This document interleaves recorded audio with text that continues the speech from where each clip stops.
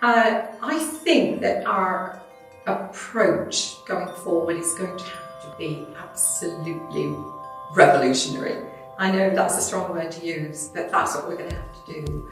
We're going to have to approach everything in a much stronger partnership than we have done in the past. We've talked about partnerships, we've had partnerships, but this is going to be the real deal. I think communities for me is fundamentally about helping residents to achieve those things that we want for them too. There isn't any disconnect between what people want for themselves and their families and what we as organisations want for them. But at times I think what we can find is that our organisations get in the way of that. People don't understand our structures, they don't understand how we fit together. I think communities for me is around really supporting those residents to achieve what they want to achieve and us wrapping around them rather than the other way around. So, I think a really good example of how things are starting to feel different is the scene behind me. Today we're looking at, the Oxmoor and how we deliver better outcomes for the Oxmoor.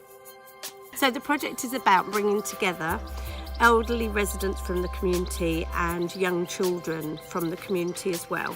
We began it last year as a trial, and we began by taking 10 children from reception. So those children were aged between 4 and 5, and we did a 4-week session. So for 4 weeks we took them to Millbrook House in Soham. Do you think that they like you coming to see them? Oh yeah, Especially. Why do you think they like you coming to see them? How do you think it makes them feel? It makes them feel excited and happy and so excited. In Communities is a county-wide programme of organisations trying to work together to deliver public services better to our communities. At Cambridge City we do a lot of work with our communities. We're very involved in communities and in trying to support our most disadvantaged communities. But we're not always as joined up as we might be with what other public sector agencies are doing, and we think we can support people, residents and their communities better if we're more joined up across the public sector.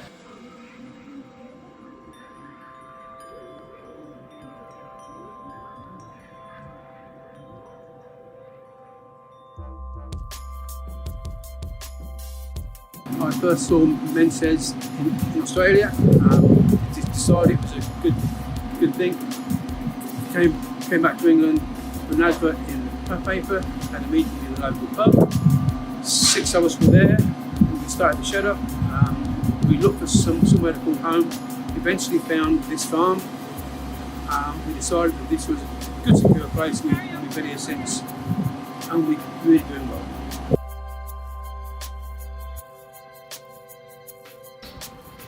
Hi, I'm Jackie, and this is Nellie, and it is going to be Soham's community transportation to help out folks that need rides, and I am one of the drivers.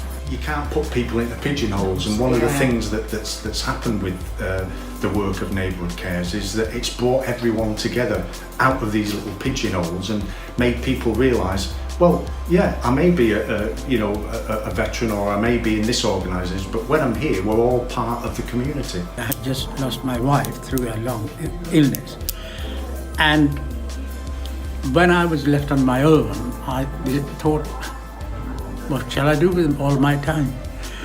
I helped Neighbourhood Care team with application for blue badges, bus passes. I'm a computer buddy, advise on computers, etc. for the library. We all know how difficult partnership work is. We've been trying it for many years. Different geographies, different services, different priorities, and some of our services are independent but very different. We need to find a way that brings us together to work for the benefit of all our residents, and actually think communities has the opportunity to do just that. A Timebank is a great way of sharing skills. We work with the community where we give each other time. So one person might need their lawn cutting and another person might need their prescription collecting. But we share within our skills of what we can all give to each other. We have members ranging in age from 6 years old to 96 years old. 25% of the residents of Houghton and Wyton live alone, and we are helping to prevent isolation and look after all different aspects of our community. I'm lucky enough to have one of the pilot prototypes operating in my ward, So I'm able to view it very close up and be part of it in that. And to give you an example, I mean, one of the things that we started to doing, even before Think Communities was formalised, was get litter picks going, because that is one of the issues in parts of our ward. Lots and lots of environmental low-level crime. And so we started litter picks, and that has really taken off. In fact, we turned out last Saturday and the place was too clean. We were fighting over the same pieces of litter. So I can see a change. I can see a different spirit.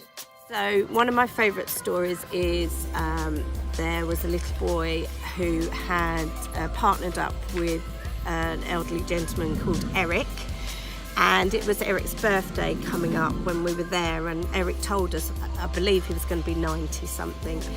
Unbeknown to us, the little boy had gone home, told his parent this, and he had made a card, and in the pouring rain had walked down to Millbrook House, left it in the reception for Eric. Now when we saw Eric the following week, he said that it was something he'll never forget, and he will cherish that card for the rest of his life. And I think that shows the impact of the intergenerational project, that actually, although it was Millbrook House and school, it's spread out to the home as well. And he was able to take his experiences home, and his parents then were able to help him to do what he wanted to do for Eric. So I think that's just such a lovely story.